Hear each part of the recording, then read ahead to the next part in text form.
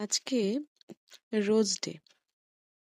তো আমার কথা হচ্ছে বালক এবং বালিকাদের জন্য।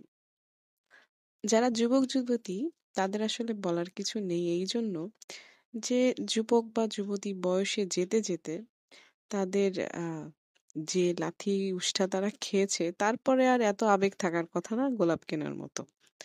তবুও যদি কিনে থাকে তাহলে তারা বোকা কিনতে পারে কিনুক, অথবা অতি চালাক মানুষকে ধোঁকা দেওয়ার প্রথম স্টেপ হিসেবে তারা গোলাপ কিনছে।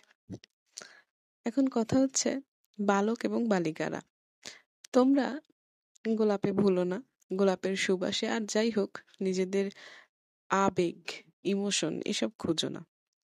গোলাপ যদি পাও বা যদি দাও, সেটা শুধু পাওয়া আর দেওয়া অবধি যেন থাকে, সেটাতে নিজেদের আবেগ মিশিয়ে ফেলো না।